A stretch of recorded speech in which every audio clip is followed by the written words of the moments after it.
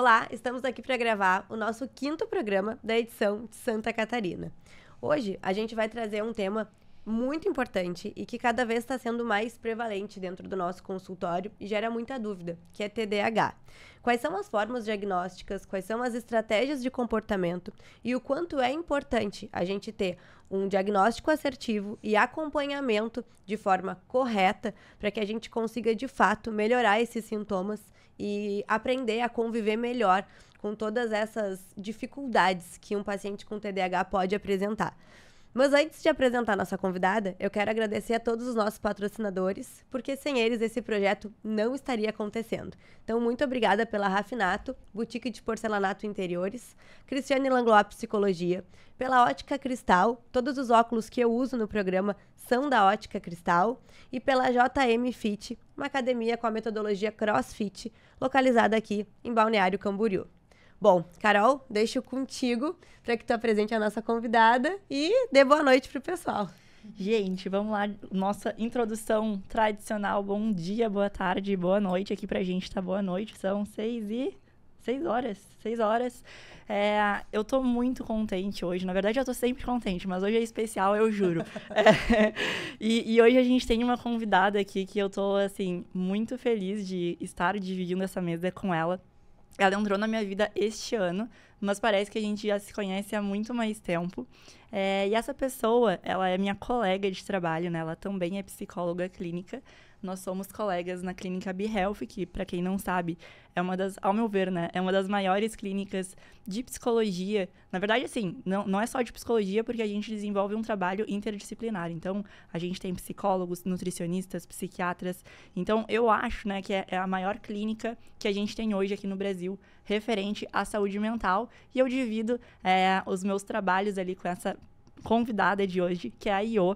Eu vou, antes de passar para ela, falar um pouquinho do currículo dela, que é um currículo maravilhoso. Inclusive, nós temos uma pós em comum, que é a pós em Neurociências e Comportamento. Também, a Iô, ela atua com a terapia cognitivo-comportamental. Hoje, ela, além de psicóloga e uma excelente psicóloga, ela também é professora e também dá supervisão. Então, quem está assistindo aí já tem interesse em procurar uma supervisora, né, para quem seja da área e atua enquanto psicólogo, vai acompanhando o trabalho dela, que ela é incrível. E, vamos lá. Assim, a gente já começou a nossa amizade como se a gente já se conhecesse há muito tempo. Até eu acho que a gente não chegou a se apresentar uma para outra, já foi, tipo, do nada. Eu lembro que a gente começou, assim, a gente se falou ali logo no primeiro evento, né, do Wesley. E eu lembro que do nada eu falei, amiga, eu vou marcar maquiagem pra ti, vou comprar barrinha de proteína pra ti. Do nada, viramos amigas. Então, vamos dar um passo atrás, tanto na nossa amizade, né, mas também para quem tá escutando. Quem é a Iô, então, né? Me conta um pouquinho sobre ti. Gente, primeiramente eu quero agradecer por esse convite, por estar aqui.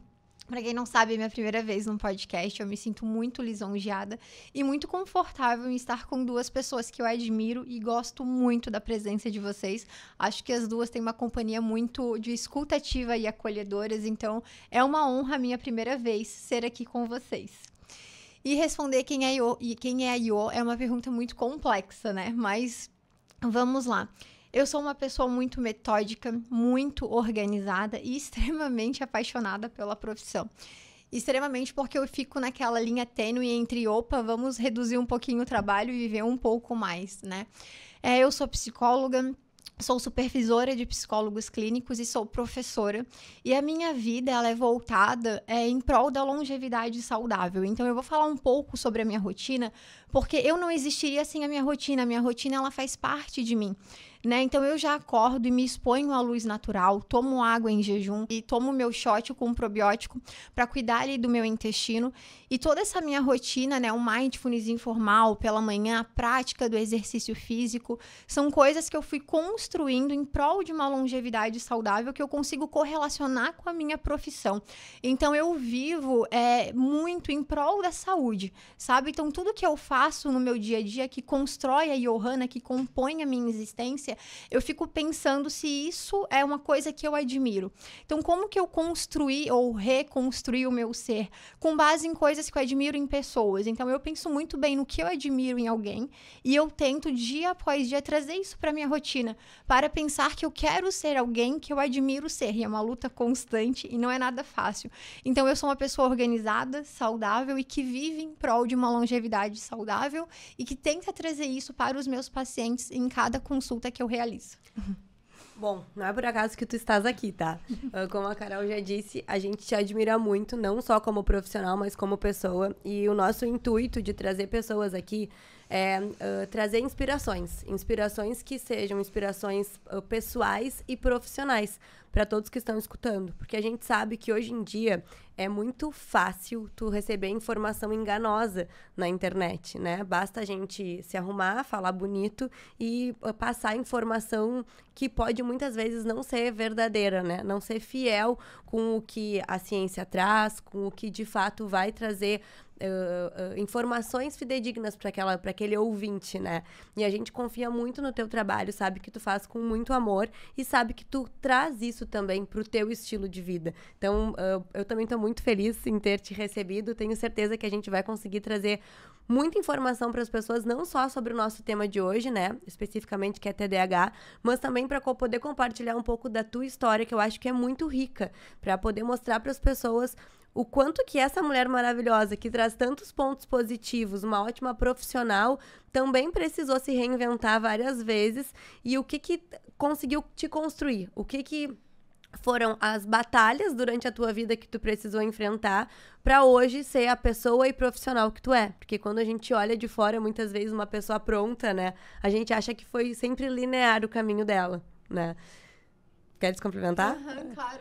Eu fiquei pensando porque foi justamente assim, o ambiente que eu estava inserida que me levou para a psicologia, sabe? E junto desse caminho para ir para a psicologia, eu me construí como pessoa.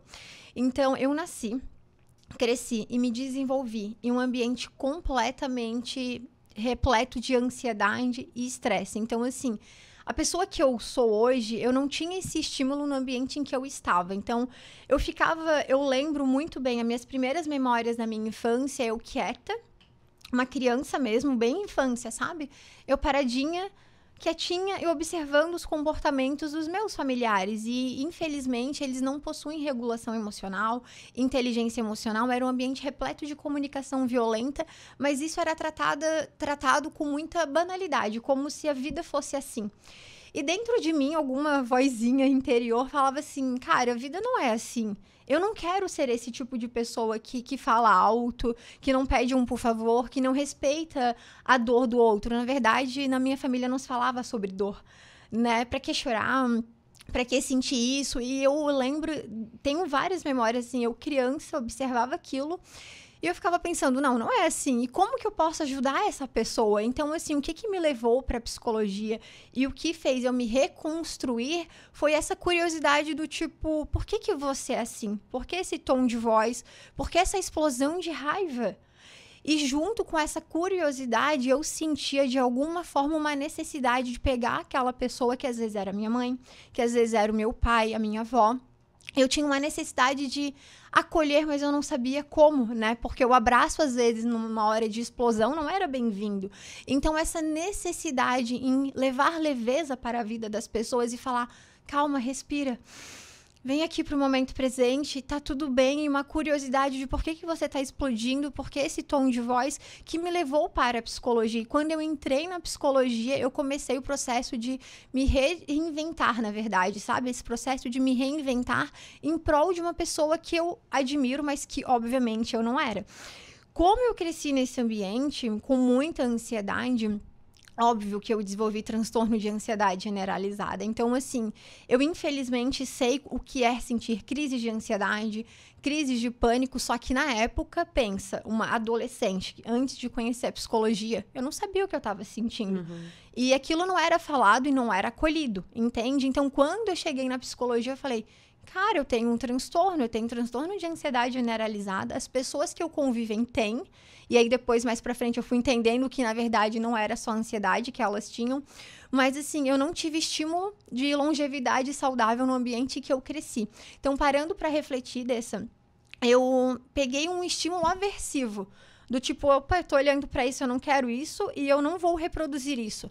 E foi esse estímulo aversivo que me levou para a psicologia e com o desenvolvimento da psicologia, né, e da prática clínica, eu me tornei quem eu sou hoje, sabe? Mas eu não cresci e me desenvolvi com estímulos positivos, não, foi estímulo aversivo mesmo. Mas eu acho muito legal que tu conseguiu fazer isso de verdade, assim, e é nítido, né, pra quem te segue. Eu sou enviesada, né? O meu comentário é tipo comentário de mãe, porque eu sou amiga da Iô. Mas pra quem te segue, eu acho que tu traz essa leveza. E, por exemplo, assim, olha, o teu ambiente caótico, que nem tu falou, aversivo, te moldou pra hoje tu ser muito acolhedora, né? Até voltando ali na parte em como eu conheci a Iô. Eu entrei na BeHealth lá no começo do ano, uma equipe grande com vários profissionais. Eu pensei, meu Deus, pra onde eu vou? Logo que eu entrei, tinha um evento presencial. E aí eu pensei, tá, eu vou tentar me enturmar com alguém. E eu lembro que a Iô foi, assim, a primeira que super me acolheu e me mandou mensagem e me respondeu e tentou, né, realmente trazer essa leveza e esse olhar, assim, tipo, tá, tu tá entrando agora, mas tô aqui contigo. Então, eu acho que é muito válido, por mais ruim que as memórias tenham ficado, né, da tua infância e da tua adolescência, mas de tu ter conseguido transformar isso e de tu ser constante nesse olhar acolhedor, né, não só na tua profissão, mas enquanto pessoa também. Então, acho muito válido, assim, a gente conseguir fazer usar coisas ruins em coisas boas, né, e transformar isso na nossa vida. Perfeito. Pode ser um estímulo, né? Por mais que foi aversivo, tipo, opa, eu não quero isso e eu não quero reproduzir isso. Porque eu fui criança, adolescente e comecei a vida adulta morando com os meus pais, né? Então, eu comecei a psicologia morando naquele ambiente e, de certa forma, eu tinha um comportamento em casa mais explosivo. E aí, quando eu tinha que lidar com outras pessoas, a interação social, eu tinha que me frear. E era muito difícil, porque daí eu tinha que... Opa, calma, agora é um outro jeito de ser, sabe? Então, foi um processo bem doloroso, muita terapia. Obviamente, muita terapia, né? Isso mudou também, me ajudou a esse processo de mudança. Mas que, às vezes, a gente não tem um estímulo positivo em casa, mas a gente pode olhar para aquilo e pensar, tá tudo bem, eu posso ser diferente, porque o poder da mudança tá aí, né? O que eu queria trazer era exatamente isso. Para quem tá nos escutando e não é psicólogo, não faz terapia, ou até faz terapia, mas não chegou ainda, né, nesse ponto de autoconhecimento, eu acho que é importante a gente trazer a reflexão que a gente tende a reproduzir as coisas do nosso ambiente de convívio, principalmente do nosso ambiente de infância, né? Eu costumo dizer que a infância é um solo que a gente vai pisar a vida inteira. Então, por mais que tu não lembre de muitas coisas, inconscientemente, tu tem marcas que ficam registradas. A forma como tu vai lidar com as situações, a forma como tu vai reagir emocionalmente com as situações. E muitas vezes a gente não tem escolha desse ambiente. E a gente aprende um padrão de comportamento daquilo ali. Quando a gente vira adulto, a gente reproduz muitas vezes as ações, né, e características desse ambiente. E se tu não te questiona se tu tá reproduzindo e se tu acha coerente, se tu acha certo como adulto, tu segue um ciclo de erros e de comportamentos que te fazem mal por não estar te questionando se realmente é certo o que tu aprendeu. Porque tu tá reproduzindo um comportamento que te passaram. Mas será que aquilo ali realmente é certo? Vou trazer um exemplo mais prático, assim, da minha área. Eu passo a minha infância inteira vendo os meus pais tomarem bebida alcoólica todos os dias de noite. Logo, quando eu viro adulto, para mim é um comportamento normal beber álcool todos os dias de noite. Se eu não começo a me questionar sobre os malefícios daquilo, né, e se realmente isso é certo, não é porque eu aprendi em casa que é certo, eu vou seguir reproduzindo isso, passar para os meus filhos e etc, até que alguém venha a se questionar e tentar mudar esse padrão, né? Então, acho que é importante para quem está nos escutando sempre se questionar. Hoje, as coisas que a gente faz, a forma como a gente lida com as pessoas, com o trabalho, com a vida, será que realmente são formas que a gente quer lidar com o mundo e com as pessoas, ou a gente reproduz o que nos ensinaram E muitas vezes pode nos fazer muito mal, porque tu tinha comportamentos explosivos que era a forma como tu aprendeu, mas isso te deixava mal, isso magoava as pessoas na tua volta. Então, ressignificar isso, né, e conseguir fazer diferente é autoconhecimento. E muitas vezes sozinho a gente não consegue. Por isso que a terapia é tão importante, né? E outro fator, além da terapia e do autoconhecimento, eu acho que é tu conseguir sair do ambiente, nem que seja por um período, né? Só pra tu te conhecer sozinho. Exato. Porque tu era explosiva em casa. Mas isso não quer dizer que tu ia ser sempre explosiva. Acredito que hoje tu não chega nem perto daquela explosão toda. Então, ter o momento da terapia, ter o momento de autoconhecimento, mas também ficar... eu não tô dizendo pra ficar longe da família e ficar afastado do mundo e de todo mundo. Mas tu conseguir ficar um período sem aquele estímulo, né, que tá tão intenso na tua vida, pra tu saber se, aqui que nem a Dessa estava falando, se aquilo ali é só uma reprodução do que tu absorve, ou se tu realmente é daquele jeito, né? E até depois, quando a gente for falar de TDAH, eu acho que é interessante a gente abordar essa diferença, né? Como é que a gente vai diferenciar o que é o TDAH propriamente dito, ou o que é só uma resposta do ambiente que a pessoa tá, né? Mas aí a gente deixa mais pra um pouquinho adiante. Mas pode... Tu ia complementar alguma coisa? Eu ia complementar que eu tenho, na verdade, até hoje, o transtorno de ansiedade generalizada. Hoje eu não faço uso de medicamentos, mas que essa retirada do ambiente, como a Carol colocou aqui, ela foi extremamente relevante. Então, assim, eu tomava medicamento, eu não tinha o estilo de vida que eu tenho hoje, porque na época eu não tinha essa questão de tempo, né? Eu tinha que trabalhar 8 horas por dia e fazer faculdade. Então, eu não tinha o estilo de vida que eu tenho hoje em dormir 8 horas e fazer atividade física todo dia. Então, a medicação, ela foi extremamente importante na minha vida. Mas hoje eu não faço uso da medicação e o que me ajudou nesse processo de desmame foi o ambiente. Então, quando eu saí da casa dos meus pais e tive meu apartamento com gatinhos silenciosos que não emitem som e uma paz e poder trabalhar e dormir e acordar a hora que eu quero. Então, meus fatores estressores, eles foram reduzidos e muito. Então, assim, ali eu comecei a manejar melhor a ansiedade e fiz o desmame da medicação. Então, o ambiente, ele é muito importante, tanto para a saúde mental quanto para a saúde física, que estão correlacionadas, né? Outra coisa muito importante também é ressaltar que a família, a gente vai manter contato para todo sempre, né? A distância que eu estou falando aqui é uma distância saudável. Então, assim, todo domingo eu estou na casa dos meus pais, almoçando. Geralmente é um churrasco, assim. Meu pai não é gaúcho, mas é como se fosse. Então, tem churrasco, eu estou lá com eles. E é uma relação saudável. Então, eu falo para os meus pacientes, Carol, quando eu quero falar sobre distanciamento de família, é um distanciamento saudável.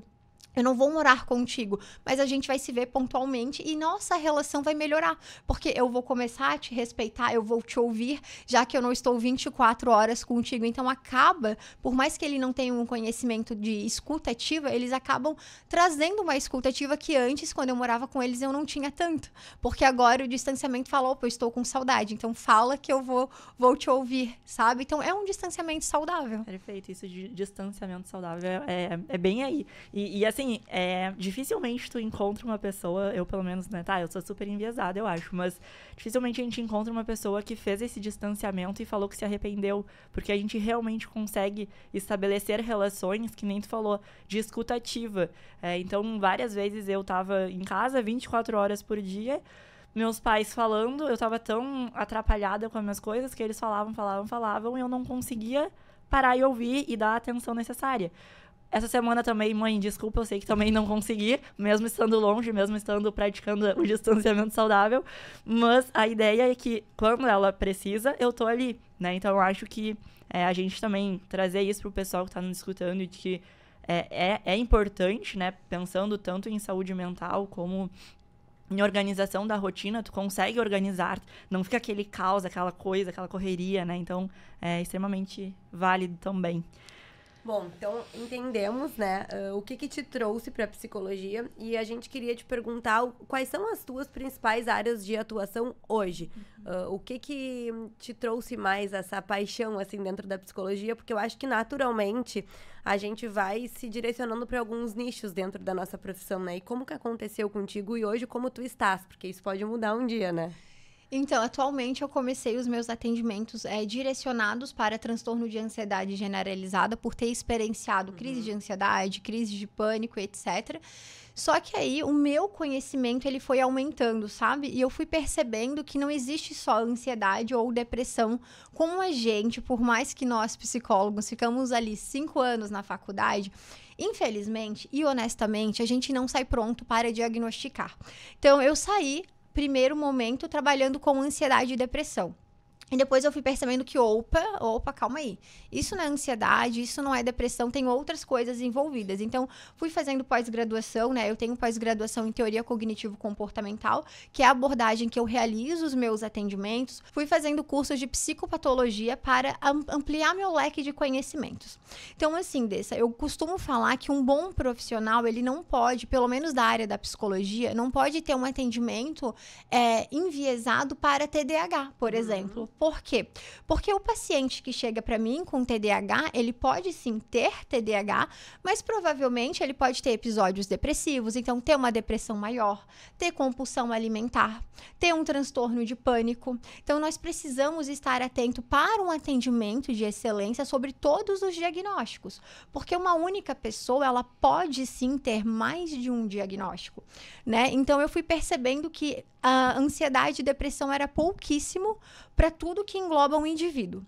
Mas hoje, para te responder a tua pergunta, né, os meus atendimentos, eles são mais direcionados para transtorno de ansiedade generalizada, transtorno afetivo bipolar, trabalho muito com compulsão alimentar também, TDAH, e junto do transtorno afetivo bipolar, a gente tem episódios de depressão. Então, a gente tem que identificar se esse paciente ele está no episódio de depressão maior ou é uma ciclagem do transtorno afetivo bipolar, né? E TDAH, sem dúvida alguma, nos últimos tempos eu recebi muita procura com base nesse diagnóstico, porque as pessoas foram se identificando através dos podcasts. Vamos lá, assim, quero saber a tua opinião, tá? Eu acredito, né, que várias pessoas especulam sobre isso, algumas divergem um pouquinho, mas ao teu ver, por que esse aumento dos diagnósticos em TDAH hoje, assim, o que está ocasionando isso? Primeiramente, é o acesso à informação, né? Se a gente pensar, vou me utilizar como exemplo. Eu mesma, Johanna, quando eu estava na época da graduação, eu não tinha acesso a diagnósticos como nós temos hoje. Não tinha esse acesso. Então, o primeiro passo é o acesso à informação, onde as pessoas vão entrando no dar-se conta, do tipo, opa, calma, eu tô ouvindo o podcast aqui das meninas, mas eu me identifiquei. Será que eu tenho? Vou fazer terapia, né? Então, a terapia, o processo terapêutico, ele também ganhou muito conhecimento. Eu vejo que a pandemia trouxe essa quebra de preconceito com o atendimento online. Então, a terapia online, ela é muito facilitadora para o dia a dia do indivíduo, né? Eu tô no meu carro, no horário de trabalho, eu vou lá e consigo fazer a terapia. Então, o que trouxe esse conhecimento do TDAH? Primeiramente, acesso à informação. Segundo, esse acesso de informação, ele teve uma redução de estigma.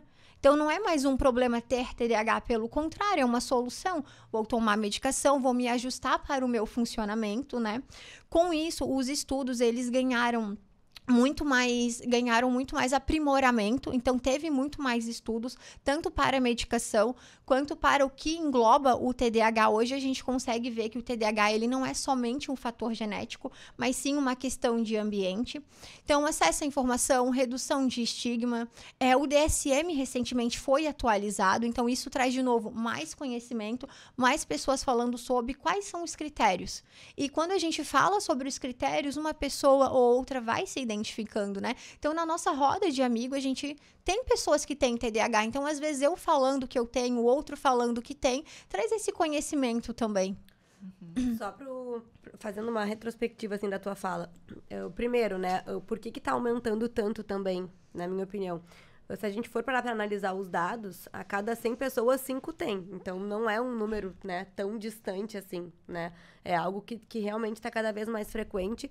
Eu acho que antes as pessoas, elas não tinham o diagnóstico precoce, então foram aprendendo a viver com o sofrimento, digamos assim, e foram aprendendo a lidar com as suas limitações, né, de rotina e emocionais.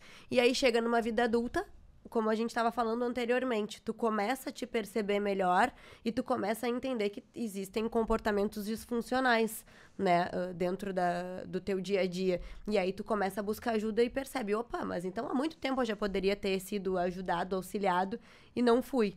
Mas também existe muito erro diagnóstico, né? E aí entra com o que tu estava falando antes, que é um psicólogo não pode estudar só TDAH. Ele precisa entender o todo, por mais que ele tenha um direcionamento para pacientes com TDAH, ele tem que saber um pouco de cada comorbidade que pode estar correlacionada e entender a base ali do funcionamento humano, né? Por quê? O TDAH, ele pode ser muito confundido e associado, né, com outras comorbidades. Quero que tu fale sobre isso. E por que que existe tanto fator de confusão? Porque a gente vive numa sociedade hoje em dia que não descansa, que não come bem, que está sempre buscando estímulos. Então, tu acaba tendo uma disfuncionalidade, né, para os teus comportamentos serem focados, serem finalizados, para que tu não tenha tanta ansiedade. Então, isso pode ser muito confundido com o diagnóstico assertivo quando não é bem avaliado o tempo certo dos sintomas, né? O tempo certo que aquele paciente apresenta com continuidade, se é em um ambiente específico ou se é em todos os ambientes que ele frequenta, porque em crianças mesmo, uma criança pode estar num ambiente completamente doentio, como, né, o que tu trouxe, como era a tua infância ali, e aí porque a criança tá num ambiente que em casa é ruim e tem comportamentos disfuncionais, pode ter esse diagnóstico errado, mas no colégio ela tem um comportamento adequado, ou vice-versa, né? Então, por que tu acha que hoje existe tanto falso diagnóstico ou erro diagnóstico? Quais são esses maiores fatores de confusão para o pessoal que está ouvindo entender? Primeiro momento, pode ser até mesmo uma culpa, talvez, do profissional que atende, ter uma necessidade desse, eu tô te atendendo hoje, ou fechar teu diagnóstico amanhã, né? A gente precisa avaliar esse paciente. Então, esse diagnóstico, ele precisa de um tempo. E, quanto tempo? Não tem um tempo fixo, um tempo exato, vai demorar, né? E verificar se esse paciente, ele está num episódio de hipomania. Mas eu vou estruturar minha resposta aqui para não confundir vocês, porque senão eu vou falando e não vai fazer sentido. Então, erros de diagnóstico. Primeiramente, trabalhava-se muito com ansiedade e depressão. Então, assim, a gente precisa entender, calma aí, o que é uma ansiedade, o que é uma hiperatividade e o que é uma impulsividade. Porque a hiperatividade e a impulsividade, elas vão se apresentar no TDAH. A ansiedade fica lá no TAG, né? Então, precisa entender essa diferença de sintomas e dessa, infelizmente, não é todo profissional, não é todo psicólogo que se estudou e formou em 5 anos que está apto para isso. Requer um treinamento fora da faculdade. A faculdade não é o suficiente. Então, é ter esse entendimento.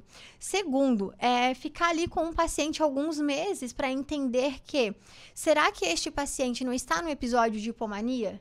E o que tem a ver se meu paciente está no episódio de hipomania? E o que é episódio de hipomania para quem está escutando? Vamos abrir vários links. Mas não vou terminar de responder nunca. Vamos lá, episódio de hipomania é uma ciclagem do transtorno afetivo bipolar. Então, diferente do que se fala no dia a dia, que de manhã eu estou sorrindo e à noite eu estou triste, nossa, a pessoa é bipolar, não. O transtorno afetivo bipolar, ele é feito de ciclagem, né? Então, a pessoa, ela fica um tempo no episódio depressivo e outro tempo em hipomania. E o que é hipomania, né? Hipomania é um sintoma bem semelhante ao TDAH. Em quais características? Irritabilidade. A pessoa, ela fica desatenta devido à impulsividade dela. Então, a pessoa em hipomania, ela tem uma energia maior do que uma pessoa que não está nesse episódio. Então, ela vai ter uma necessidade maior em fazer vários compromissos. Às vezes, ela pega os compromissos, começa e não finaliza. Clássico como um TDAH, que se sobrecarrega, comecei a ler 1 livro, 2 livros, 3 livros, e quantos livros tu terminou? Nenhum. Deixa eu te interromper, claro. Só pra gente voltar um pouquinho, pra quem tá escutando e criando uma linha de raciocínio mais lógica. O que caracteriza um paciente com TDAH numa vida adulta? Vamos focar em paciente adulto, que é mais o teu público. Vamos lá. O que é o TDAH? Né? É um transtorno de neurodesenvolvimento. Esse transtorno ele começa até os 12 anos. Como você trouxe, as pessoas hoje estão se identificando, mas passaram por isso na infância e não sabiam e não tinham um conhecimento, né? Então, ele começa do 0 até os 12 anos, o TDAH, e ele continua na vida adulta, de uma maneira mais amena, vamos dizer assim. Por quê? Porque a pessoa aprende a lidar com ela mesma e com o seu funcionamento, né? Então, o TDAH, ele tem 3 sintomas, certo? Ele tem a hiperatividade. E o que é a hiperatividade? É um aumento da atividade motora. Então, o indivíduo, ele tem uma sensação de inquietude. Ele não consegue ficar parado, para ele é torturante.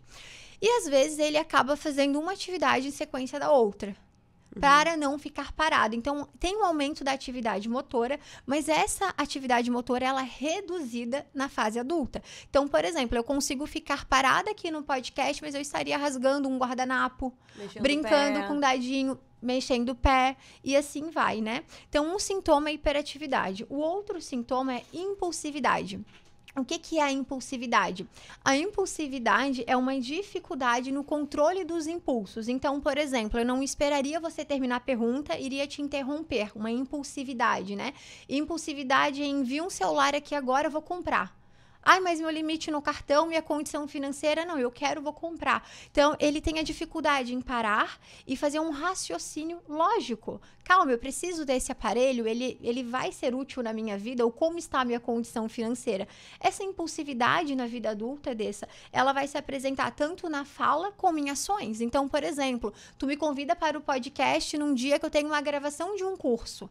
E a diferença é de 1 hora e tem o trânsito que pode dar 2 horas. Eu não vou pensar nisso. Não, trânsito vai dar tempo, vai dar tudo certo, pensamento positivo. Impulsividade, eu aceito as 2 gravações no mesmo dia e chego aqui atrasada. Mas eu chego. Calcula muito errado o tempo, né? Noção do tempo. Vai dar tempo de fazer tudo. E aí não dá. Exato. O que é muito semelhante no episódio de hipomania, essa impulsividade, né? Então, vamos lá. TDAH, hiperatividade, impulsividade e desatenção. E, desatenção no quê? Como que se apresenta a desatenção na vida adulta? De todas as formas. Por exemplo, eu estou aqui lendo, começo a ler e caramba, o que eu estava lendo? Ou então eu estou falando com vocês, vou contar uma história. Meninas, fui no shopping ontem, de repente eu paro, olho, putz, esqueci o que eu ia falar. Ah, tu falou que foi no shopping ontem. Caramba, calma, não lembro o que eu ia falar. E a pessoa tem aquele esquecimento, né? Em casa, o exemplo clássico é a pessoa tá em um ambiente, quarto, vai para a sala, para a cozinha, abre a geladeira. O que eu estou fazendo aqui? Então, é uma desatenção constante. Porém, eu preciso ressaltar que essa desatenção, ela não afeta a memória, tá? É uma memória afetada mais de curto prazo para essas desatenções corriqueiras. Esquecer objetos é muito comum. Então, na vida adulta, se apresenta, sim, a questão da desatenção. Na verdade, a pessoa tem atenção em várias coisas e não consegue se manter atenta em uma única atividade por muito tempo, né? Vou contar um exemplo rápido. O meu noivo foi diagnosticado com TDAH há pouco tempo. Quando eu conheci ele, eu achei muito estranho, assim, as histórias que ele contava, porque ele me disse que rodou 5 anos no colégio, mas porque ele não conseguia prestar atenção no modelo de ensino. E ele era muito inquieto na escola. Mas a família inteira sempre tratou isso como algo normal, entre aspas. Tipo, não, é porque ele estava sempre correndo, ele não prestava atenção, ele queria jogar bola, né? Que é o que acontece muitas vezes. É o jeito dele. É o jeito dele, né? E aí entra aquela questão de, ele é preguiçoso pra estudar. Preguiçoso pra estudar, ele era muito agitado, ele gostava de estar na rua, ele não conseguia. Só que quando eu comecei a conhecer ele, eu pensava, nossa, mas não combina, porque ele é muito inteligente, ele tem uma empresa que ele tem que tomar conta de várias coisas pra essa criança que rodou 5 anos, que me trazia relatos, né, do que eles estavam me contando. Ok. Quando a gente foi morar junto, eu comecei a conviver com várias situações, do tipo, ele tava numa reunião, e aí a funcionária dele começava a falar algumas coisas, contava toda uma história e dizia: Anderson, o que tu acha? Pois é. E eu, às vezes, escutava aquilo e eu pensava, não é normal, não pode ser normal, eu preciso falar que isso vai prejudicar o trabalho dele. Só que ele não aceitava, ele dizia, não, isso daí não é verdade, o que tu tá me dizendo não, é coisa da tua cabeça. Até que um dia, ele ficou de buscar a nossa cadela, né, a nossa cachorrinha na pet. E aí ele me disse assim, eu vou ali buscar a Izzy, eu vou buscar ela e vou ir pro futebol. E eu disse, ok, eu tava chegando em casa. Bom, ele tinha acabado de me falar, eu vou buscar a Izzy e vou pro futebol. Eu tô resumindo, né? Óbvio que aconteceram várias outras coisas. Nisso, tocou o telefone dele. Tocou o telefone, ele saiu de casa, ele tinha acabado de me dizer isso. Ele voltou 1h30 depois, sem a Izzy. E eu disse, cadê a Izzy? E ele disse, meu Deus, fiquei no telefone, fui direto pro futebol e esqueci a Izzy na pet. Aí, depois desse dia, ele começou a se dar conta o quanto perigoso, entre aspas, né, as ações dele estavam começando a ficar, porque ele saiu de casa com esse raciocínio construído, mas aconteceu algo pontual, que foi a ligação, e já desconstruiu toda a atenção dele. E aí, várias outras situações foi acontecendo até o dia que ele aceitou buscar ajuda, né, e hoje ele faz tratamento, porém, depois a gente vai entrar nessa parte, ele ainda não tem uma construção de rotina, o que ainda não deixa ele completamente funcional, digamos assim, né, dentro do TDAH. E isso é uma coisa que também é muito importante a gente ressaltar, né, o quanto só o medicamento não vai trabalhar todo esse contexto com aquele paciente. Posso falar? Tem uma situação muito engraçada. Assim como a dessa, eu também tenho um companheiro, estou com ele há alguns anos, então isso me faz ter uma aptidão muito maior para TDAH, porque, gente, convivo com a gente mora juntos, né? E o meu esposo, ele tem TDAH, enfim, e um dia ele fez um jantar, um hambúrguer, eu estava trabalhando, saí, a gente sentou, jantou, e eu pensei assim, cara, cadê a cebola roxa que ele sempre põe? Mas eu tava tão cansada, eu falei, não vou falar da cebola roxa, poxa, ele fez um hambúrguer, eu vou comer um hambúrguer com ele e agradecer. Fiquei ali na gratidão, a gente comeu, etc. Vida que segue, passou alguns dias, eu fui abrir o freezer pra pegar alguma coisa, e tinha um bowl no meu freezer, eu falei, cara, o que é esse bowl no freezer? Tirei, era um bowl com água aqui, estava em gelo com cebola roxa. Entendeu? Porque ele coloca a cebola roxa na água pra tirar a acidez. Tirar a acidez, exatamente, a cozinha com ele. E aí o bowl ficou no freezer por dias e eu, caramba, uma cebola roxa no freezer. Bem voltado pro momento da desatenção. Então, tem essas situações corriqueiras que quando, não no caso da tua cachorrinha que ele esqueceu, mas tem algumas situações corriqueiras com TDAH voltada para a desatenção que eu aprendi a me divertir, sabe? Sim. Falar, cara, ele esqueceu a cebola roxa, ele cortou, colocou na água e ficou ali alguns dias, sabe? Então, essa desatenção acontece constantemente, né? E só para compartilhar também um pouquinho de mim, né? Já que tá todo mundo falando de casos pessoais. Bom, para quem acompanha já o podcast sabe que eu tenho o diagnóstico de bipolaridade. Antes eu só tinha ansiedade, eu também, né? Fui diagnosticada com TAG e tinha depressão. E aí, quando veio o diagnóstico da bipolaridade, também veio traços, a gente começou a ver traços de outros transtornos, e o TDAH também fez sentido ali no meu contexto. Ai, meu Deus, meu nariz tá... Acho que é o ar. E aí, o que acontece, tá? Eu sempre tive esses traços, mas eu nunca percebi que pudesse ser de algum transtorno, né? E agora, sabe quando a gente... Não sei se já aconteceu com vocês, tipo assim... quero comprar uma roupa X. E aí tu começa a ver só aquela roupa na rua. Ou quero comprar um carro vermelho, sei lá. Só ver carro vermelho. Parece que começou a acontecer muito isso. Quando eu comecei a falar em terapia, né, sobre traços meus de TDAH, parece que ficou cada vez mais evidente. Olha só, Carol, isso aqui também tu tem agora. Não que tu tem agora, mas isso aqui tá perceptível agora. Só pra vocês terem noção também de algo mais prático. Eu cheguei aqui 5 horas. Vocês já sabem da questão do atraso, né? Que eu venho um dia antes.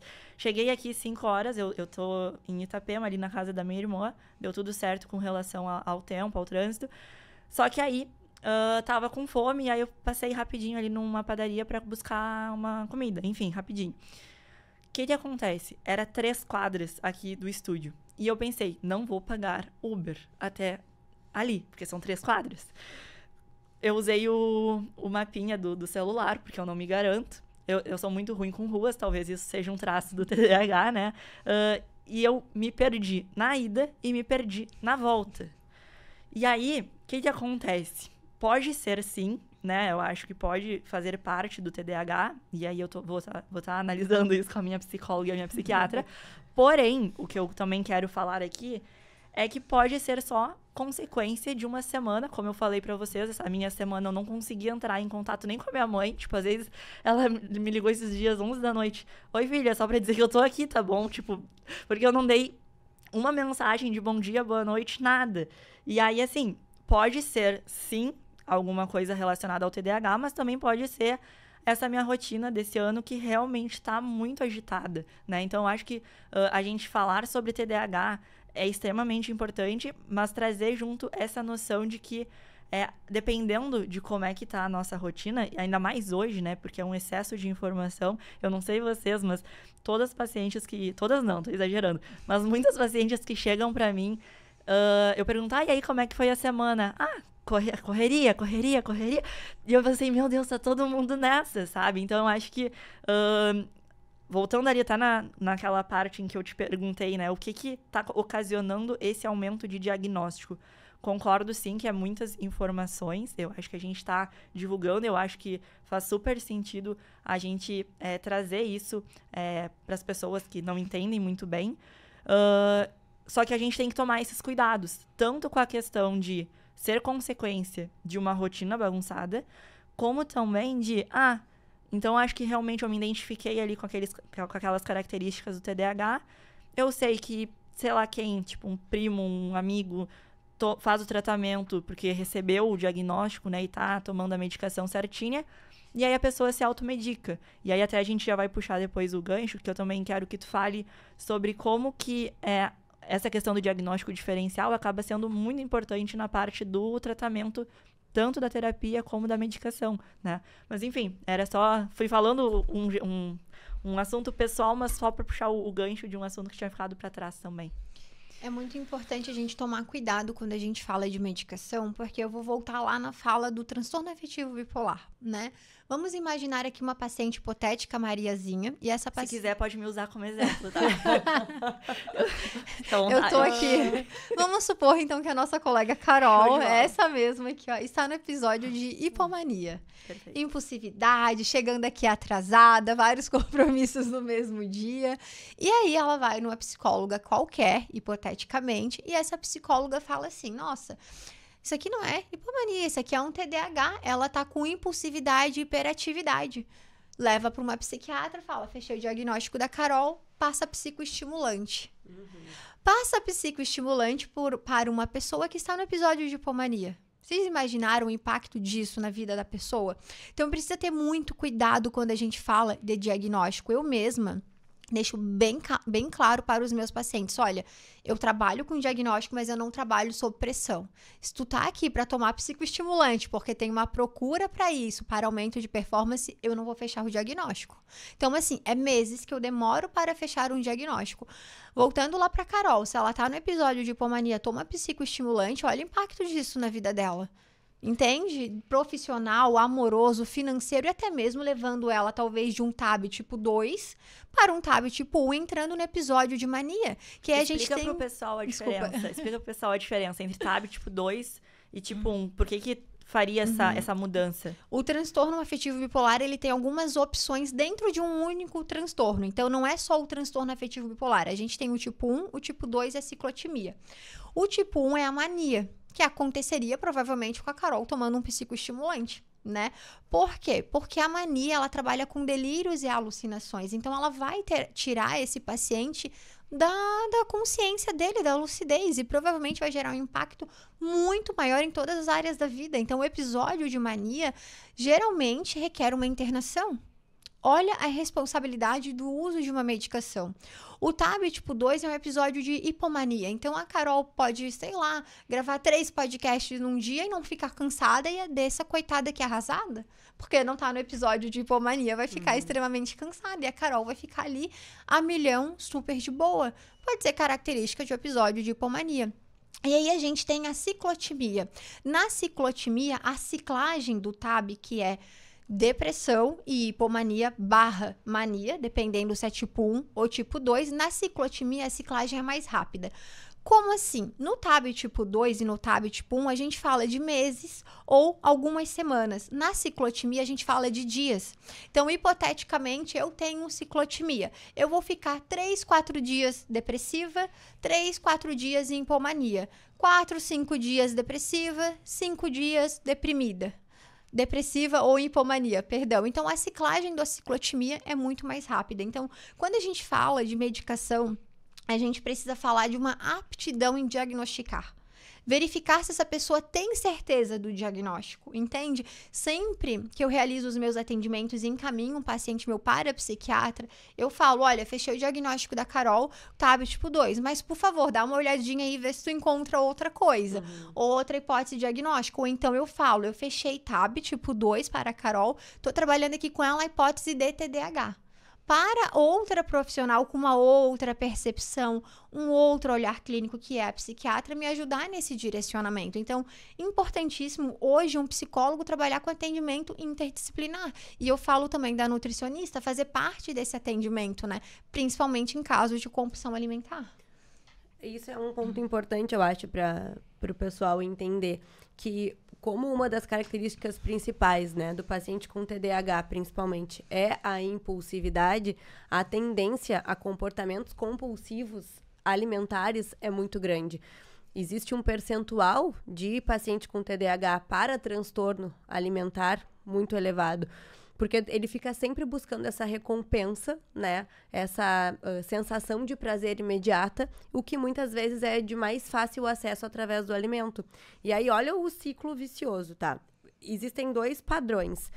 Existe aquele que tem uma atenção muito grande em alguma atividade que estimula o prazer dele, então ele esquece de comer, e aí quando ele come impulsivamente grandes quantidades, e aí isso já traz um perfil alimentar completamente errado. E existe aquele paciente que precisa estar sempre beliscando alguma coisa, né, dentro do TDAH, que precisa estar sempre buscando aquela recompensa imediata, como uma forma de prazer imediato, aquela sensação, né, que ele precisa estar sempre sendo estimulado, e ele busca isso através do alimento. Então, a gente tem que tentar observar esses 2 padrões. E quando tu vai buscar esses alimentos, se tu não tem essa assertividade da escolha alimentar, a tendência é que tu busque os alimentos que são hiperpalatáveis e vão ser mais ricos em açúcar e em gordura de ruim qualidade.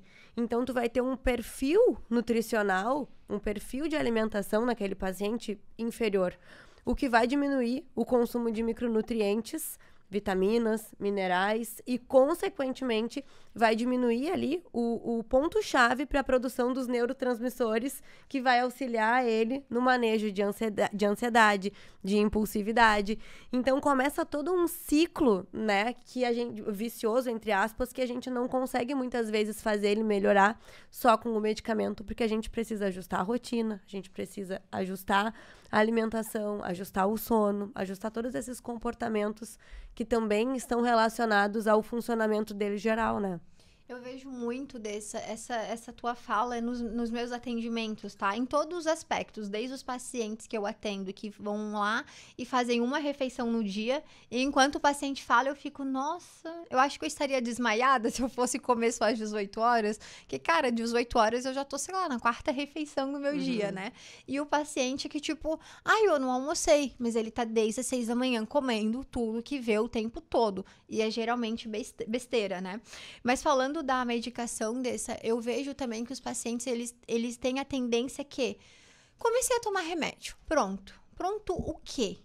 Né? O remédio, ele vai ajudar, obviamente. Quando a gente fala de medicação para TDAH, é um medicamento que tem uma eficácia maior em pouco tempo. É o psicoestimulante. Então, se eu pegar todos os diagnósticos que tem no DSM e tu perguntar assim, qual remédio para este diagnóstico aqui tem um efeito mais rápido? TDAH? Isso é maravilhoso, porque o paciente com TDAH, cara, primeiro, segundo dia com a medicação, ele sente o impacto daquilo. Impacto no quê? Nos neurotransmissores. Então, ele vai ter uma necessidade menor em a busca pelo prazer, seja pela comida, uso de substâncias e etc, né? Ele vai ter uma concentração maior.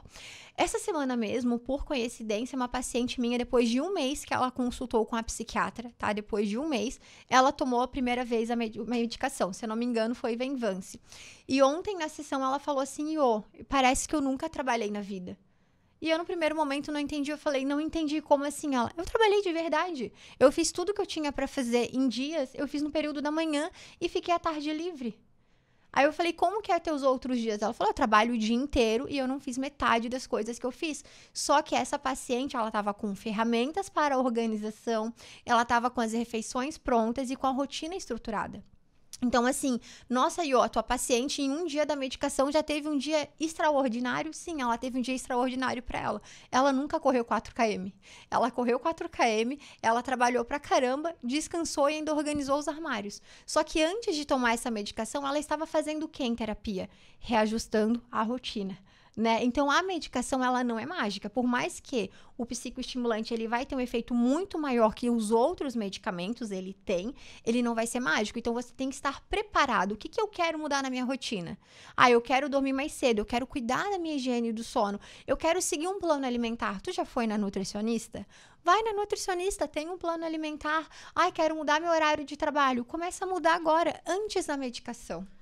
De maneira bem ilustrativa, eu acho, é dizer que a medicação nada mais é do que as rodinhas da bicicleta, né? Quando a gente tá aprendendo a andar de bicicleta, a gente tá com a rodinha pra, tipo assim, eu tô tentando me estabilizar, mas tu precisa ter, sei lá, um bebê não sabe andar de bicicleta, né? Então, tu tem que ter uma certa estrutura, que seria a rotina, então tu tem que ter ali alguns outros componentes que, quando tirar a rodinha, se for preciso, né? Se for interessante, tu vai conseguir seguir o teu caminho, mas tu não vai conseguir sem ter toda ali a rotina, as ferramentas, né, e todo o que a gente vai trabalhando em terapia. O que eu percebo? O psicoestimulante, para os pacientes com TDAH, ele vai trazer a dopamina, que é o principal neurotransmissor, né, faltante nesses pacientes, ali por o córtex pré-frontal, que é a região que vai te dar mais atenção, que vai frear os teus impulsos, Perfeito. Que vai te manter mais motivado numa única atividade por um período maior de tempo. Então, isso vai te dar ferramentas, né, através do medicamento, para que tu consiga estabelecer essa rotina. Só que se tu não tem essa rotina pré-estabelecida, tu pode acabar hiperfocando em uma única atividade e deixar o resto todo para depois. E aí isso também vai ser disfuncional, né, pro teu funcionamento como um todo. Então, o medicamento, ele vai entrar, eu brinco que é uma bengala, né? Ele vai entrar como um auxiliador ali, ele vai te auxiliar, mas ele não vai ser o salvador da pátria, até porque a longo prazo ele não vai fazer tanto efeito como no início. E aí tu vai começar a sentir a necessidade de conseguir reajustar os teus horários, a tua alimentação. E só para complementar dessa parte alimentar, que fora essas deficiências de micronutrientes e algumas suplementações que são bem importantes, como anti-inflamatórios, fazer um reajuste de ômega 6, ômega 3, porque a gente tem muita falta do ômega 3, principalmente na nossa alimentação. As vitaminas do complexo B, colina, zinco, ferro, folato, vários micronutrientes que são essenciais para essas formações de neurotransmissores envolvidos, né, nessas sensações todas que a gente está trazendo. É importante também fazer a exclusão de alguns alimentos ou limitar o consumo, né? Não precisa excluir, mas limitar o consumo para alguns pacientes que são mais sensíveis àqueles consumos. Então, por exemplo, a cafeína pode aumentar o foco para alguns desses pacientes, mas em excesso, principalmente para aqueles que já têm essa hiperatividade, né? Pode não ser tão interessante. Então, entender qual vai ser o limite. Corantes, adoçantes, alguns conservantes também, os estudos já mostram o quanto podem ser maléficos para o teu corpo, porque podem causar processos alergênicos, inflamatórios e pioram todos os sintomas também de desatenção e de procrastinação, como a gente está falando. Além disso, bebida alcoólica também, que vai ser neuroinflamatório, né? Então, controlar muito bem quantidade e entender até que ponto vai valer a pena para esse tipo de paciente. E algo também que entra bastante em discussão são os alimentos que contêm glúten e caseína, principalmente, porque são alimentos que aumentam a tendência à inflamação e alergia, em algumas pessoas em específico, e isso pode ser para o funcionamento do nosso cérebro, né, muito ruim. Então, é importante a gente manter uma boa barreira intestinal ali para nos proteger, excluir da nossa vida ou limitar a exposição, né, a alguns aditivos alimentares ou alguns componentes alimentares e ter também uma suplementação adequada para ter o corpo todo funcionante, além da rotina e da medicação que nem a gente tem. Mas é bem sobre isso que quando eu falei lá atrás, assim, eu trabalho com atendimento interdisciplinar. Aí tu fala, uma psicóloga falando isso, ela trabalha só com a psiquiatra. Não, eu não trabalho só com a psiquiatra. Eu sempre indico para o meu paciente uma nutricionista, a não ser que ele já tenha ou tenha um bom plano alimentar. E o que isso tem a ver com a medicação do TDAH? Tudo. Por quê? Porque a saúde mental é a saúde de um corpo que se comporta como um todo. Eu tenho essa frase tatuada no meu cérebro e eu falo isso para os meus pacientes em sessão. Ah, mas como assim que tu fala isso para os teus pacientes? Porque, vamos lá, tô atendendo o paciente X, ele recebeu o diagnóstico de TDAH e tá animado para ir para psiquiatra tomar psicoestimulante. Não, volta aqui, calma. Não precisa marcar consulta com a psiquiatra. Primeiramente, tá se alimentando só à noite? Não. Consulta com a nutricionista primeiro, segue um plano alimentar. Eu sei da tua condição financeira, bora comprar marmitinha pronta, vamos cuidar do teu corpo como um todo, clínico geral, ou então a nutricionista mesmo passa o check-up para o paciente para ver qual deficiência ele tem. Então, assim, a B12 deixa o paciente super deprimido? Então, será que com o ajuste de B12, do zinco, do ômega... Vitamina D, a gente trabalha onde? No sol? Gente, eu trabalho em home office, eu treino em academia fechada, e eu saio da minha casa, entro no carro no subsolo. Então, que exposição ao sol eu mesma, que vivo em prol da longevidade saudável, faço? Pouquíssima. Um dos estímulos que eu tive falando um pouco da vitamina D, de começar a correr, foi a vitamina D de forma natural e gratuita, que é a corrida. Então, coloquei isso na minha rotina recentemente em prol da vitamina D. Mas sei que as pessoas não têm, às vezes, essa disposição e ânimo em correr. Então, muitas pessoas têm a deficiência de vitamina D. Então, tu entende que eu não posso pegar meu paciente, fechei o diagnóstico, bora para psiquiatra? Não. Calma, vamos cuidar do teu corpo como um todo. E aí ele vai para a psiquiatra com os ajustes do corpo dele, fisiológico, de todos esses suplementos que ele não tem, sabe? Todas essas deficiências. E aí ele vai para a psiquiatra. E enquanto isso, em terapia, o que ele faz? Ativação comportamental, higiene do sono, ferramentas para a gestão, que eu tenho algumas ferramentas direcionadas para TDAH, né? Eu não posso pegar um paciente, sei lá, vamos pegar um exemplo de um paciente ansioso com TAG. Eu já quero fazer as coisas antes do prazo. Então, qual é o prazo de alguma coisa? É sexta. Na terça eu já fiz, porque eu sou ansiosa. Então, eu sempre pego o prazo e trabalho com 48 horas a menos. É uma regra mental para a minha ansiedade. Para chegar no dia eu estar de boa e isso tá feito. O paciente TDAH não... Jamais. Ele vai pegar o prazo dele, o oposto, 48 horas, ele vai começar a pensar naquilo. Então, tu entende que eu não posso pegar uma regra que funciona para a redução de ansiedade para um paciente TDAH, fazer algo com 48 horas de antecedência e passar para um TDAH? Porque essa pessoa com TAG, ela vai fazer com 48 horas de antecedência. O TDAH, querida, é no dia, acordou, abriu a janela do quarto, ele nem vai comer, ele vai fazer a tarefa. Então, a gente precisa criar umas ferramentas que vão funcionar para o indivíduo com TDAH. Então, é a vida dele como um todo, que é a saúde, né? Perfeito. Tu consegue nos dizer, assim, quais são na tua experiência, né? O que mais causa resistência num paciente com TDAH? Por exemplo, é a dificuldade em estabelecer uma rotina de sono, é a agenda, é o trabalho, é a atenção, sei lá, a família. Tu consegue observar alguma coisa nesse sentido? Seria muito imprudente, acho que eu te responder uma coisa fixa, sabe, Carol? Honestamente, assim. Porque acho que vai depender muito da pessoa. Se a pessoa é uma pessoa workaholic, eu vou falar, obviamente, ela tá longe da família e tá hiper focada no trabalho. Se é uma pessoa hiper focada em prazeres de jogos, uso de substância, o trabalho dela tá lá em stand-by. Então, vai depender muito do que traz prazer. Prazer é a motivação para a pessoa.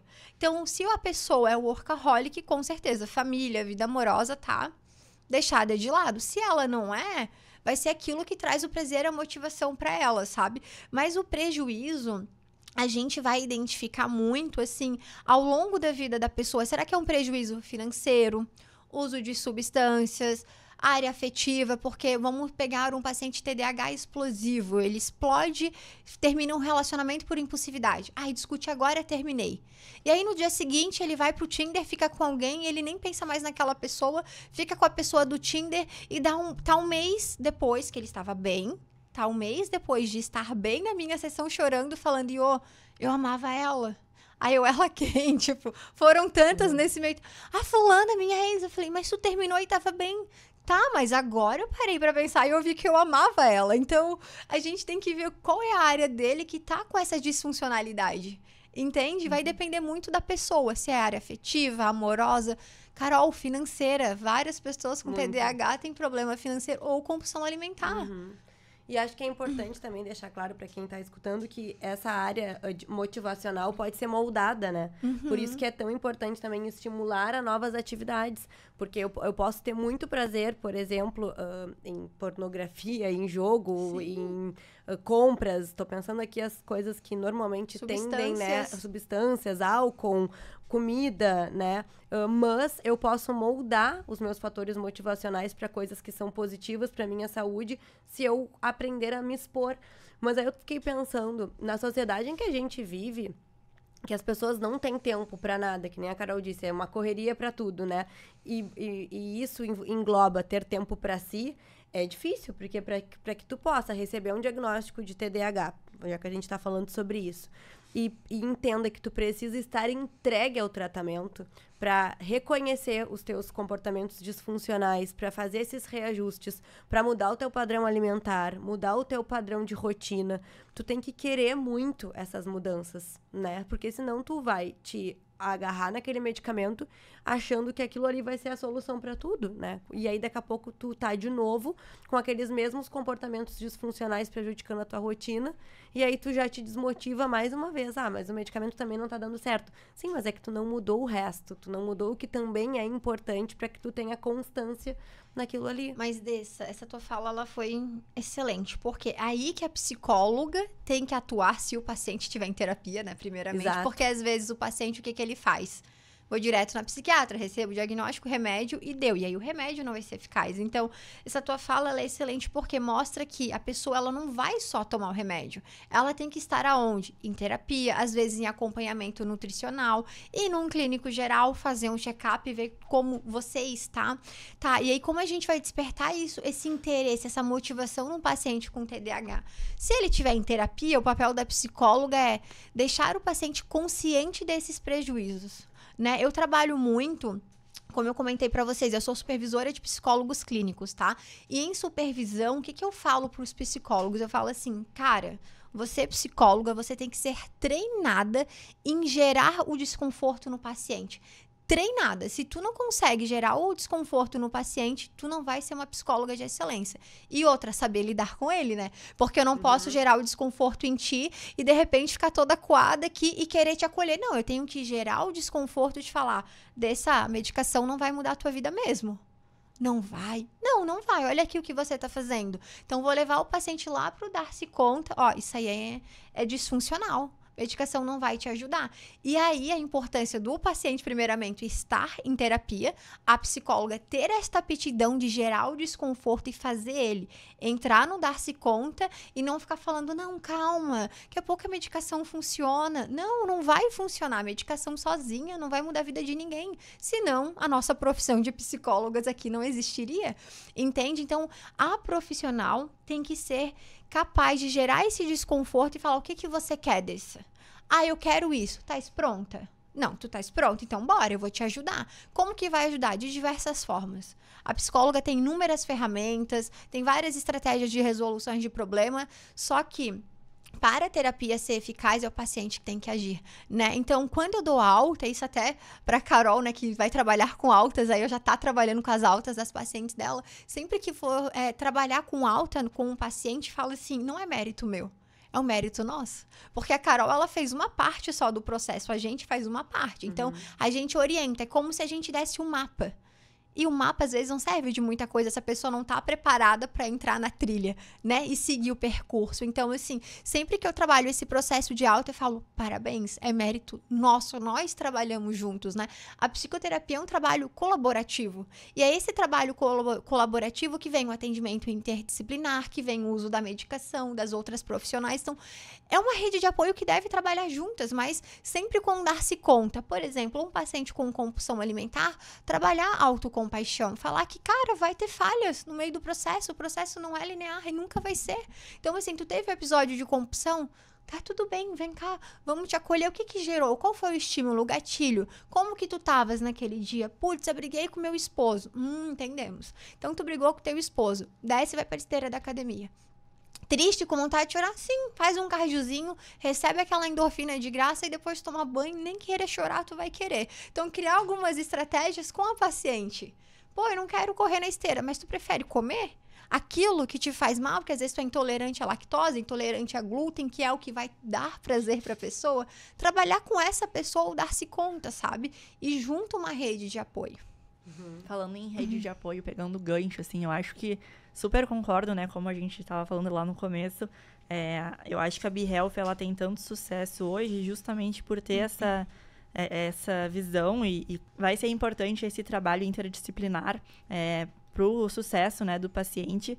E também vamos voltar um pouquinho na parte da família, como a gente estava falando lá no começo do podcast, falando de como a família ela vai, né, o ambiente familiar ali, ou o ambiente de amigos, ele vai influenciar muito na vida da pessoa. Obviamente, né, eu acredito que quando um paciente nosso recebe o diagnóstico, seja de TDAH, seja de bipolaridade, seja qual for o outro diagnóstico, é um impacto pro paciente, mas é um impacto também na família. Porque, do nada, aquela criança, aquele adolescente, como tu falou, do Anderson, que, ele era mais interessado por esporte, por isso, por aquilo. Do nada, não. Na verdade, é que ele tinha uma condição e a família não percebeu, né? Então, acho que gera um impacto na família também bem interessante da gente conversar. E pensando assim, qual seria a melhor maneira, pelo que tu está especializada no TDAH, né? Qual seria a melhor maneira de, depois do diagnóstico, a família ajudar esse paciente? Mas vamos voltar principalmente para a parte da família, no sentido da pessoa que está ali junto, né? Então, até vocês podem contribuir nessa parte por terem pessoas em casa, mas a pessoa, então, do teu lado tem o diagnóstico, tu sabe que tem coisas que não é por mal que ela faz, né? Que realmente é uma condição. Como é que a pessoa que está ali junto pode ajudar, contribuir com esse processo todo? Então, de novo, uma pergunta complexa, hein, Carol? Por quê? Primeiramente, vai depender do nível de conhecimento da pessoa. Entende? Eu e a Dessa, a gente está nesse meio. A Dessa trabalha com TDAH, eu também. Então, a Dessa sabe o que é TDAH e eu também. Então, sinceramente, para nós duas, é muito mais fácil acolher. Agora, se a gente pegar os meus pais, que não têm esse conhecimento, né? A minha mãe mesmo, quando meu esposo recebeu o diagnóstico, ela olhou assim e falou: TDAH não é aquela coisa hiperativa que as crianças correm? Aí eu falei, mãe, só que ele é um adulto? Ela, mas ele é tão quietinho. Eu falei, mãe, mas ele tá sempre rasgando um guardanapo, brincando com objetos, estragando objetos e brinca com tudo o tempo inteiro. Ela, ele é tão quietinho, olha, tão calmo, como que isso é hiperativo? Aí a gente começou a rir, né? E ele falou, não, sogra, olha, eu faço isso, eu faço aquilo. Ela, nada a ver, agora psicóloga, tudo é TDAH. Cara, não tem como eu pegar a minha mãe e fazer ela entender sobre TDAH. Então, assim, o acolhimento, primeiramente, tem que vir da pessoa que está apta a entender. E que tem esse conhecimento, entende? Então, no meu caso, eu vou agora usar a minha experiência com o meu esposo, certo? No início do relacionamento, eu sempre brincava e me divertia com o jeito dele, mas eu tinha mais estresse. Porque eu falava, cara, como que tu esqueceu disso? Eu não acredito. Como assim que tu esqueceu, sabe? E aí eu me tornei psicóloga, me formei, comecei a trabalhar com diagnósticos. Eu mesma que vi o diagnóstico dele. E, gente, eu quebrei a cabeça. Falei, cara, como eu vou falar? Tinha feito o DSM, deu todo pra ele. Eu fiz, ele gabaritou. Eu falei, ele tem comorbidade de desatenção, hiperatividade e impulsividade. Como que eu vou passar o diagnóstico pra ele? Primeiro eu coloquei ele na terapia, né? Facilitar e ele receber. E aí, depois que ele recebeu esse diagnóstico, não por mim, tá? Por outro psicólogo também da BeHealth, que deu o diagnóstico pra ele, eu fiquei mais compreensiva.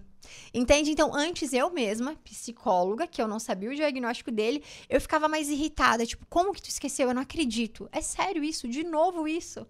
Tal coisa tu não faz de novo, uma atividade que ele faz todo dia. E aí, quando ele recebeu o diagnóstico, eu trabalhei muito mais em minha compreensão do tipo, cara, não é ele, é o diagnóstico, isso faz parte do diagnóstico. Então, eu me tornei mais compreensiva, né? E se tu perguntar assim, como que alguém pode acolher alguém com TDAH, eu presenteei o meu esposo com uma Alexa. Entende? Já que eu não posso lutar sozinha, ele que peça pra Alexa lembrar ele. Então, assim, a Alexa foi o primeiro passo pra ajudar ele a lembrar das coisas. O tipo, o quê? Água, comida dos gatinhos que a gente faz todo dia. porque ele tá no hiperfoco do trabalho. O que acontece? Era 15 horas, deu uma comida pros gatos. Não, eles não comeram. 15 horas, eles comem às 12. Entende? Então, a Alexa foi o primeiro passo para atividades corriqueiras. Assim. Perfeito. É quase como se tu tivesse que fazer uma lista das principais disfunções específicas do teu caso, né? Isso. Tipo, na tua casa, as principais coisas que acontecem são essa. Bom, em cima disso, então, vocês vão trabalhar para tentar modificar isso para que não fique toda hora esses desencontros no dia a dia, né? Pra mim, eu comecei a estudar mais sobre TDAH depois que eu comecei a conviver mais com ele, porque ele me disse assim, além de contar essas coisas de infância, ele me dizia, eu sou uma pessoa muito difícil de lidar. Todas as pessoas que eu já me relacionei diziam que eu era muito difícil de lidar.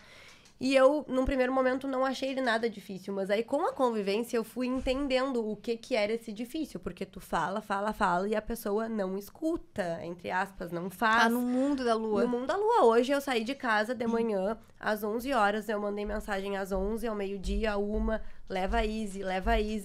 Eu cheguei em casa às 2. A Izzy tava...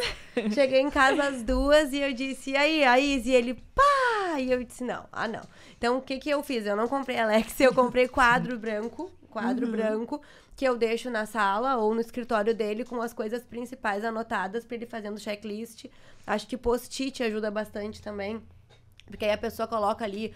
Agenda é essencial, né? Mas pra quem não tem hábito de agenda, post-it que tu vai enxergando. Então, terminou meu dia, tá aqui. Eu consegui concluir essas atividades. E algumas atividades que eu peço muito pra ele colocar como prioridade. Por exemplo, ontem ele ainda disse isso. Não dá pra eu treinar de noite, né? Tem que ser de manhã. Porque de noite ele já tá muito cansado, sem nada de estímulo, nada de motivação. Ele não consegue cumprir com isso. Então, colocar de manhã, ele se sente muito melhor, mais ativo o dia inteiro. E aí, cumpre com essa atividade. Mas para quem não tem esse conhecimento, que nem tu disse, de entender, olha, as características dele são essas, então preciso ajudar de tal forma. Eu acho que, às vezes, conversar com o psicólogo da pessoa ou com quem fez o diagnóstico, né? Ou até ir atrás de profissionais, escutar o nosso podcast, ou ir atrás de profissionais que trabalhem com isso, que tu confia. Eu acho que pode ser um norte para que tu entenda quais são as limitações e as principais características daquela pessoa que tu convive e como tu pode ajudar. Porque eu acho que a estrutura da rotina é o principal desafio, a procrastinação. E aí tu consegue entender se a pessoa vai ter maior dificuldade, que nem eu disse, ou na parte financeira, ou no trabalho, ou na sua vida pessoal. Porque às vezes a pessoa fica até deprimida, porque não consegue fazer as atividades que sabe que é certo, que gostaria, mas porque realmente não se sente nada motivada para aquilo, né? Porque tá com todo esse processo organizacional desregulado. Então, achei ótima a tua pergunta, mas acho que o mais importante é a pessoa reconhecer e tentar entender mais sobre, né? Até porque isso não só no TDAH, né? Mas um paciente, uma pessoa com algum problema, tipo, uma pessoa com alguma disfuncionalidade vai levar essa disfuncionalidade para casa inteira, né? Então, a pessoa tem TDAH, ela busca ajuda, mas é interessante que os familiares ou a pessoa que convive junto também busque ajuda, né? Pelo menos tente entender, faça algumas sessões ali para saber gerenciar melhor isso. E acho que como vocês já falaram, vai muito da individualidade, né? Então, vamos tentar fazer algumas coisas, ver se essas coisas funcionam. Na medida em que não funcionarem, vão trocando até achar o que vai dar certo, Achar né? estratégias, porque como a Iô disse, irrita muito no início, irrita, porque tu realmente acha que tu tá falando com as paredes, né? E depois tu passa a achar engraçado, entre aspas, mas podem ser coisas sérias, do tipo esquecer coisa no fogo. A Izzy, tadinha. A Izzy, sabe? Deixar uma casa aberta, tipo, podem ser coisas sérias, entende? Então, a gente tá falando aqui de uma maneira mais, entre aspas, superficial. Até essa parte mais deprimida nunca foi o que eu observei nele, mas já observei em vários pacientes, assim, da pessoa... perceber que tenho muita falta de motivação para fazer aquelas atividades, não conseguir seguir um planejamento, não conseguir praticar atividade física, não conseguir ser constante no seu trabalho e aí acreditar que é um problema, quando na verdade ela não é um problema, ela está sem o tratamento adequado, assertivo pro que ela tem, que seria o TDAH. Sim, vai afetando a autoimagem dela, né? Muito, tipo, sou um fracasso porque não tô conseguindo fazer isso. E é extremamente delicado trabalhar isso em terapia, né? Tipo, Se tu não identifica, não faz o diagnóstico precoce ali do TDAH, tu fica batendo numa tecla de, paciente faz tal coisa, o paciente não consegue fazer, e aí, às vezes, até vai fortalecendo, claro, né, se a gente não estiver pronto e apto para isso, vai fortalecendo essa crença de que ele, nem isso aqui eu tô conseguindo fazer, nem quando eu tô na terapia eu tô conseguindo fazer as coisas, então não tenho jeito. Então, é bem delicado trabalhar com essa parte, mas que bom que temos a Iô aqui, especialista nessa parte de TDAH para conduzir os casos. Desculpa.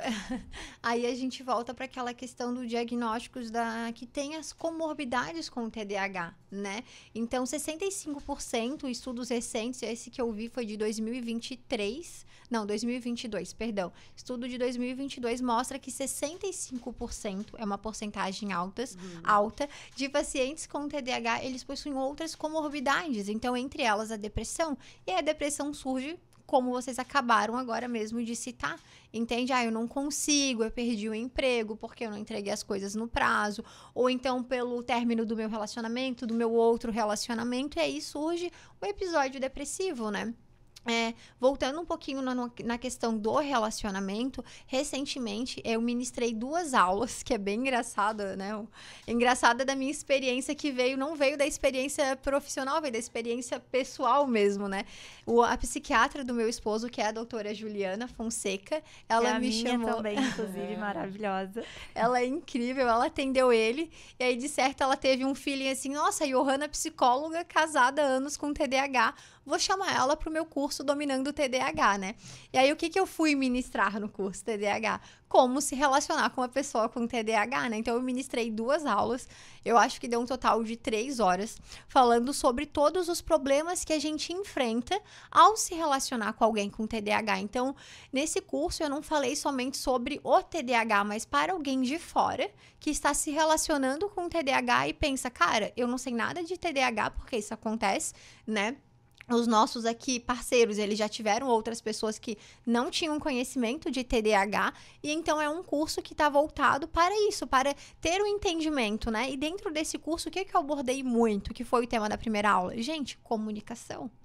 Eu sou ansiosa, então assim, eu sou metódica e organizada, como eu trouxe lá no início do podcast. Eu não fico floreando, entende? Então a minha comunicação é E aí, o TDAH, ele quer contextualizar, ouvir, ele tem uma sensibilidade muito maior do que eu tenho, entende? Então, eu vou lá e falo, olha, vou em tal lugar assim, queres ir ou não?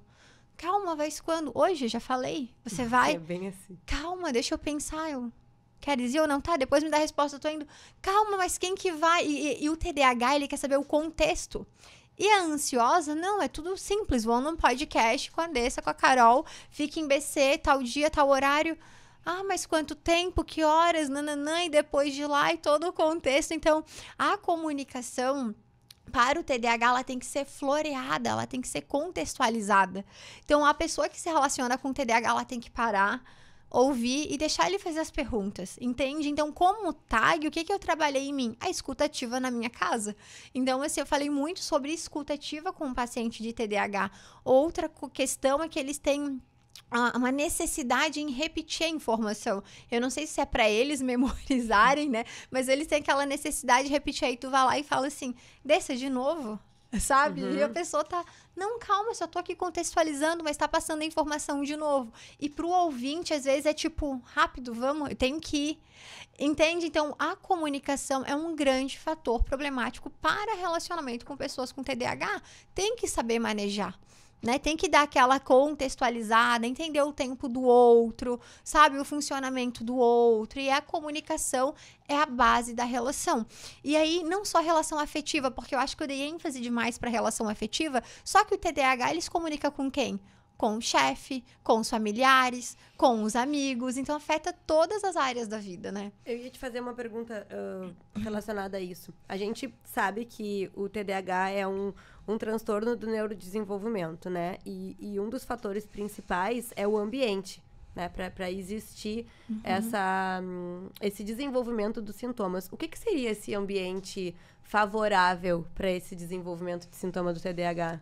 Sinceramente, estresse. Estresse, né? Tá? Quando vocês fizeram, na verdade, as duas a pergunta lá, né, o que tem a ver com o aumento do TDAH? Tinha uma parte da resposta que, pela ansiedade e nervosismo, eu não falei. E eu vou falar agora, que tem a ver com a tua pergunta do ambiente. Então, o que aumenta a probabilidade de um desenvolvimento de qualquer transtorno, não só TDAH? Estresse. Carga excessiva de trabalho. Vocês lembram que a Carol comentou aqui da correria do dia a dia? Então, eu tô trabalhando horrores, vou dormir 4 horas. Sono reduzido gera desatenção, que gera ansiedade, que gera estresse, impulsividade. Então, assim, essa rotina que as pessoas estão tendo no século XXI, e eu hoje orgulhosamente não me incluo nela, ela é muito favorável para transtornos, sabe? Quando algum paciente fala assim, nossa, Iô, tu tem TAG, mas tu não tá tomando medicamento, eu falo, mas o preço que eu pago por isso é bem caro. E é muito mais caro do que um remedinho para ansiedade. Entende? Ele precisa estar na minha rotina 8 horas de sono. Prática de atividade física, gente, inegociável. Então, assim, eu não atendo de manhã, eu vou treinar de manhã. Então, assim, eu deixo de receber, mas eu estou cuidando da minha saúde mental. Então, assim, não tomar medicação é muito mais caro financeiramente para mim, só que eu não estou fazendo isso pensando no dinheiro, eu estou fazendo isso em prol da longevidade saudável. E um ambiente, né? Porque como eu saí de um ambiente muito estressor, gente, a minha ansiedade reduziu. Então, esse estresse, ele é o maior gerador de transtornos atualmente, sem dúvida. E o que é estresse? É o trânsito, sei lá, eu tô aqui falando com vocês, meu telefone tá tocando, sei lá, tem alguém me ligando, a pressão paciente. Pra entregar as coisas. E acho que o importante é saber colocar os teus limites, entender quais são os teus limites e respeitar os teus limites de rotina, que é o que tu faz, né? E quando tu conhece pessoas que têm ansiedade, TDAH, transtorno bipolar, transtorno borderline, mas que não tomam medicamento porque entenderam o seu funcionamento, as suas limitações, têm muito autoconhecimento, eles respeitam muito essas suas questões. E isso é muito difícil na sociedade em que a gente vive hoje, porque tu tem que saber dizer muito não, tu tem que saber entender que tu vai pensar fora da caixa, tu vai ser fora da caixa, porque o normal não é isso. O normal é frenético. O normal é frenético, o normal é a correria, né, que nem ela citou. Não, e essa questão, desculpa te interromper, mas já, só pra complementar rapidinho dessa questão do estresse. O estresse, obviamente, né, todo mundo sabe o que é estresse, sabe que é a parte ruim do dia, digamos assim, mas também eu vejo que cada vez mais as pessoas estão se estressando por coisas que talvez não eram para ser estressantes, né? Eu tô recebendo agora, não sei vocês aí na prática de vocês, fora esses comentários de, ai, Carol, tô na correria, estamos chegando no final do ano, inclusive, último episódio do ano. É verdade, último episódio do ano. Assim, ó, a quantidade de paciente dizendo, ai, tô louca que o ano acabe, tô louca que chegue ano que vem. E eu fico, gente, pelo amor de Deus. Aí até daqui a pouco tu vai falar da prática de meditação, né? Porque assim, ok, realmente, nós estamos dia 24 de novembro, a gente tá um mês do Natal, daqui a pouco já vai fechar o ano. Mas essa pressa em acabar o ano é um estresse desnecessário. Então as pessoas, e aí eu acho que por toda a questão de distorções também de pensamento, né? Naquela coisa de... Aí entra muito também a tua parte de... ano que vem vai vir a meta do emagrecimento, vai vir a meta de iniciar a terapia. Entram nos estresses desnecessários também, que fora todo o estresse da nossa rotina, que já está extremamente disfuncional e caótica, que a gente sabe que está cada vez indo para um... Até eu nem gosto de pensar assim no futuro por conta disso, porque está cada vez pior. Mas também a gente está achando muito problema onde não tem, né? Então, era só esse complemento com relação ao estresse. Colocando a lupa onde não tem que colocar, né? Exato. Eu aproveito essa fala de vocês para falar um pouco sobre a minha outra grande paixão, que é o mindfulness, sabe? Sei. Gente, eu transpiro mindfulness. Assim, Johanna não se estressa. Óbvio que sim, eu sou um ser humano, não sou nenhuma budista, eu tenho uma vida normal do século XXI. Então, tenho uma agenda cheia, tô aqui gravando um podcast que me deixou super ansiosa, mas eu me organizei, enfrentei a ansiedade. Então, sim, eu sinto todas as emoções, eu sinto raiva, eu sinto ansiedade, mas o mindfulness, ele trouxe um grande manejo, né? E aí, o que me levou pro mindfulness? Então, vamos lá, vou retornar pra minha adolescência agora. Eu estava na fase da adolescência, muito ansiosa, com muita discussão no meu primeiro relacionamento amoroso. E aí ele falava, cara, tu é muito estressada. E eu, meu Deus, como assim eu sou tão estressada? Por quê? Porque o meu normal era o estresse. Eu tinha 15 anos, então 15, 16 anos, esse era o meu normal. E aí, eu sempre dentro de bibliotecas, tá? Eu sou uma viciada em leitura e sempre fui, então... E meus pais nunca leram um livro. Então, eu não tive esse estímulo de novo. Eu busquei isso por conta própria. Caí no livro de meditação e budismo. E foi ali que eu comecei a praticar a meditação com 15 anos. Então, não tinha vídeo explicativo. Foi através de leitura e eu ficava sozinha. Ai, tô fazendo certo? É assim? Aí o livro dizia... Não pense se está fazendo certo, não existe certo ou errado. Deixa a tua mente ter umas pausas, né? E aí eu comecei a ter consciência da relevância da meditação. Posteriormente, na graduação de psicologia, eu comecei a ver estudos recentes comprovando a eficácia do mindfulness. Tá, e qual que é a diferença do mindfulness para a meditação? A meditação em si, ela está muito correlacionada ao budismo. E não sei se todos têm acesso a essa informação, mas na prática clínica, baseada em evidências, em ciência, eu não posso trabalhar com nada correlacionado a alguma religião. Ou seja, surgiu o mindfulness, tá? Então, o mindfulness, ele não tem nenhuma correlação religiosa. E o que é o mindfulness? O mindfulness, ele é uma conscientização do momento presente, é o estar consciente de estar aqui agora no momento presente. E eu amo essa frase, momento presente, porque quando eu não estou bem, quando eu estou triste, eu penso, cara, momento presente, o próprio nome diz. A palavra tá ali, o óbvio tá na tua cara. Aproveita o momento presente, ele é um presente, ele é a contemplação. Então, contemplação do quê? Do teu corpo físico. Sente o teu corpo. Como que tá o teu dedinho do pé agora? Tu sente o teu pé? Tu já parou? Tá apertadinho no sapato. Se parou pra sentir, viu? Isso é uma contemplação. Então, o mindfulness, ele é uma contemplação do momento presente sem crítica e sem julgamento. Então, eu vou parar aqui e vou pensar que eu acabei de errar uma palavra. Tá tudo bem, passou, vou trabalhar isso com aceitação. Esse foi o meu melhor naquele momento. Não vou entrar num processo de ruminação. Nossa, eu errei uma palavra no podcast porque eu tava nervosa, eu sou ruim mesmo, eu fui a pior pessoa que fui lá. Calma, respira fundo. Volta pro momento presente, aceita o que passou, né? Eu sempre tento pensar assim, cara, aquele foi o meu melhor. O que eu posso fazer diferente da próxima vez que eu for em um podcast?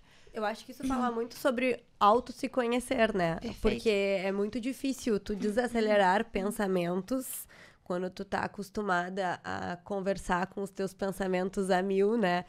Mas depois que tu aprende, isso faz muito sentido. Eu, ultimamente, agora, quando eu tenho ficado mais ansiosa por alguma situação que deu errado no meio do meu dia, ao invés de ficar irritada, que era o que sempre acontecia, eu coloco alguma música, alguma palavra de afirmação, algum mantra, alguma coisa assim, e deito e começo a fazer respirações mais longas a fim de me concentrar no que eu tô sentindo e normalizar o meu fluxo de pensamento e respiratório.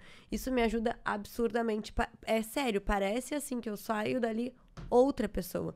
Porque antes daquilo eu tô literalmente. E depois dessa prática eu fico muito mais presente naquela situação e racionalizo o que eu tô sentindo.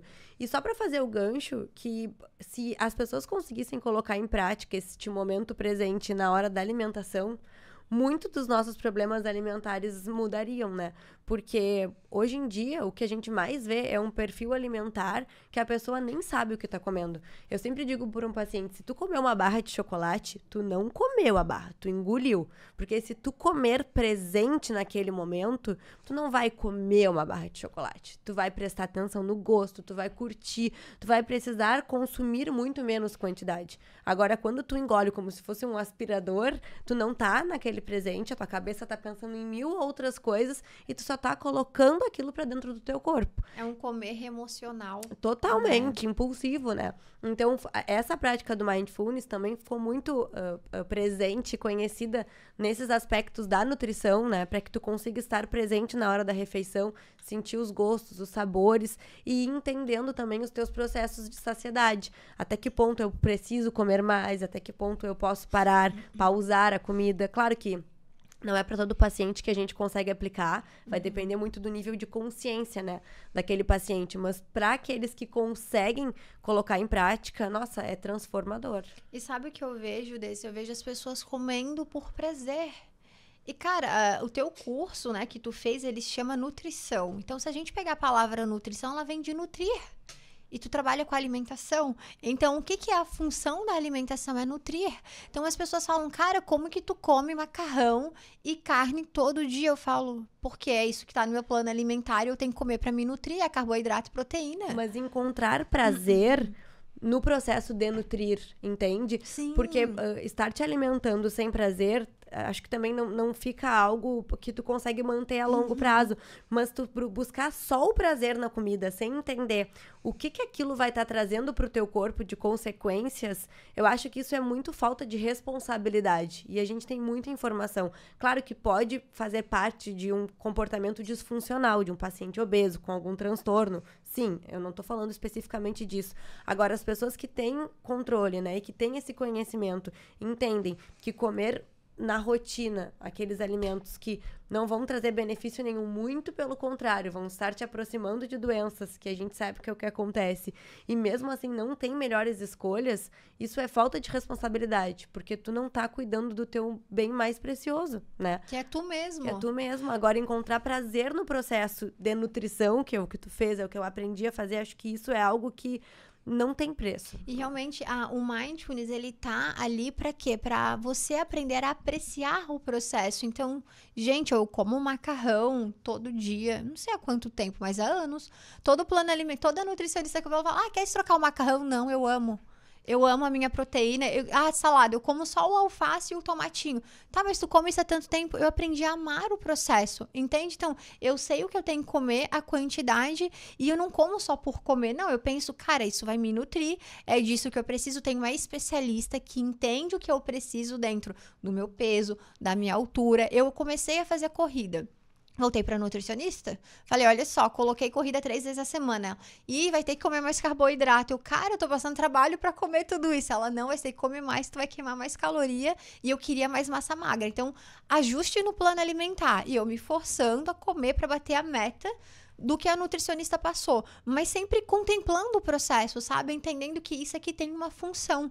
Então, o que eu trabalho com Mindfulness, ele vem da intencionalidade. Então, assim, a minha vida hoje, eu não faço nada por fazer. Entende? Então, por exemplo, uma coisa que todo mundo reclama de mim. E eles têm razão, tá? Eu demoro pra responder o WhatsApp. Não é pessoal e nunca vai ser. Só que eu direciono minha vida com intencionalidade. Então, assim, eu não vou agora parar aqui e responder o WhatsApp se eu não fui treinar. Se eu tô com louça na pia. Gente, eu faço 6 refeições por dia. Vocês têm noção que todo dia a minha pia tá sempre cheia? E eu não lavo louça todo dia, que às vezes não dá tempo. Sim. Mas eu vou priorizar essas coisas que são importantes para a Johanna do futuro. Porque a Johanna, às vezes, do momento presente, não tá afim de treinar. Poxa, eu tô com cólica, eu tô com dor de cabeça. Ou então, minha gatinha passou mal de manhã, fui pro hospital veterinário, que aconteceu essa semana. Trabalhei o dia inteiro, aí à noite eu me joguei no sofá e fiquei. Tu não treinou, o que tá fazendo no sofá? Aí eu falando comigo mesma, né? Eu vou assistir uma série. Poxa, eu trabalhei o dia inteiro, levei a Margot no veterinário, nananã. Aí eu... Cara, tu tem que treinar, não é pra ti do momento presente, é pro teu eu do futuro. Então, assim, o Mindfulness, ele vem de direcionar a vida com intencionalidade. É você parar pra pensar assim, hoje, no meu dia de hoje, o que eu fiz com intenção? Tu comeu com intenção? Perfeito. Se tu parar pra comer com intenção, tu vai te nutrir. Tu não vai comer. Cara, acabei de comer, sei lá, um McDonald's. Não, eu me nutri. Eu fiz com intenção. Então, é trazer para o teu dia a dia a palavra intencionalidade. E quando a gente fala em intenção, eu não sei vocês, o que vocês sentem, mas sabe o que eu sinto? O que eu sinto é uma pausa. Qual que é a intenção? Aí eu já paro para raciocinar, né? E entender qual que é a razão daquilo. Para fazer um raciocínio. Então, a palavra intenção, ela vem, opa, calma aí. Deixa eu pensar na minha intenção. Isso é mindfulness. É eu parar, respirar e pensar. Mindfulness. Tenho a intenção do quê? Qual que é a intenção de estar aqui? Entende? Então, quando tu começa a praticar o mindfulness, tu direciona a tua vida com intencionalidade e, gente, todas as áreas da vida, elas vão ficando mais flexíveis, mais leve. Tu direciona a tua vida pro teu eu do futuro, que é, eu espero que seja um eu saudável. Entende? Então, talvez comer um macarrão sem tanta vontade, uma proteína, uma salada, tu vai pensar no teu eu do futuro e aí tu pensa, cara, não é pra Carol de agora, não é pra Dessa de agora. É pra Dessa, senhorinha. Eu sempre me vejo assim, uma senhorinha independente, sabe? Eu penso, poxa, eu não quero ser carregada, eu não quero andar de muleta, eu não quero ter essas deficiências, eu quero ser uma mulher independente. Hoje eu sou. Sim. Mas e no futuro? Eu tô fazendo algo pra ser uma mulher independente? Porque que adianta a gente trabalhar tanto, ter tanto dinheiro e não ter independência de entrar num carro, de dirigir, de caminhar, de sentar numa privada sozinha, né? No exercício físico, crossfit, a gente trabalha de diversas formas o agachamento. Front squat, back squat, ali tem. Tudo tu agacha. E as pessoas criticam o crossfit. Cara, tu senta na privada como? Agachando, tu tem movimento, tu tem essa coordenação motora, essa estrutura óssea, essa massa muscular. Com 30 anos é fácil, mas com 50 tu vai ter? Perfeito. Então é uma reflexão, uma intencionalidade do teu eu do futuro. Perfeito. Vamos ir encerrando. Sim, o papo tá ótimo, mas já... Um adendo, realmente passa rápido. Passa rápido, né? Eu não senti. Mas estávamos no momento presente, a gente estava conversando aqui antes de iniciar a gravação, que a gente entra realmente numa imersão aqui, é um mergulho. Né? Dá uma sensação de paz, assim, muito gostosa. Espero que quem esteja escutando ou nos vendo pelo YouTube também sinta isso. Só para finalizar, então, assim, gente, eu acho que o recado de hoje, o podcast de hoje foi mais didático, eu acho, né? Diferente dos últimos que a gente estava fazendo. Mais voltado para essa parte do TDAH, então, né? E como recado final, eu acho que além de todas as coisas que a gente levantou aqui, né? Essa parte do estresse eu acho que é extremamente importante, já fazendo o gancho do final de ano, que esse podcast provavelmente vai ser liberado no início de dezembro, na segunda semana de dezembro. Então, cuidado com o estresse agora no ano que vem. Organizem as suas rotinas.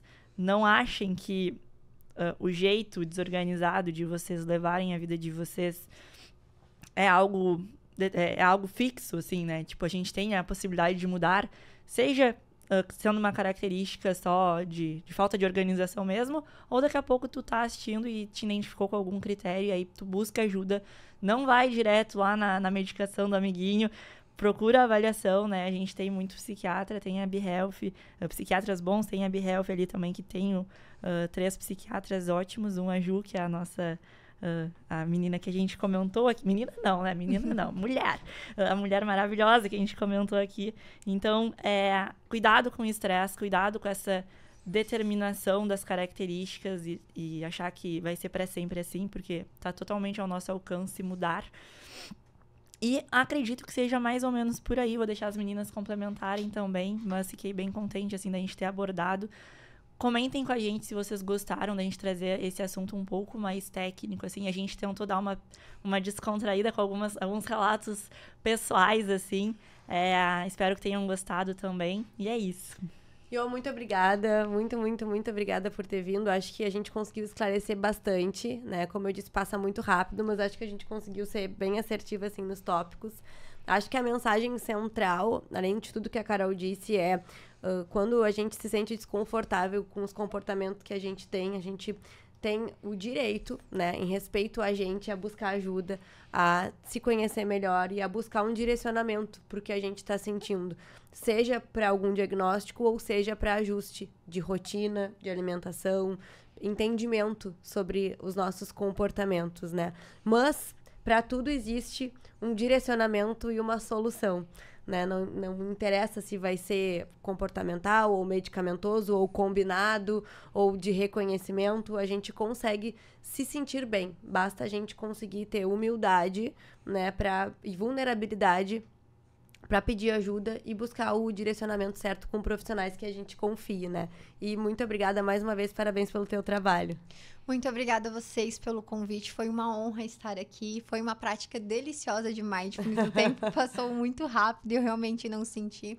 E a mensagem que eu quero deixar para vocês além de se identificar com os sintomas tanto de TDAH, transtorno afetivo bipolar, que a gente também falou bastante aqui, é cuidar com quem vocês vão procurar. Se você não tem condição financeira de pagar por um profissional qualificado, espere um pouquinho, junte um dinheiro, mas verifica se esse profissional ele é apto em fechar diagnóstico, né? Isso é muito importante. Então, faça um processo terapêutico, vá num psiquiatra qualificado também para fazer uso da medicação e sempre procure um profissional que trabalhe com atendimento interdisciplinar. Isso é muito importante, né? Eu espero que hoje eu tenha levado um pouco de leveza na vida de vocês, porque eu sinto que eu nasci com esse propósito e é por isso que eu estou aqui, estou nessa profissão.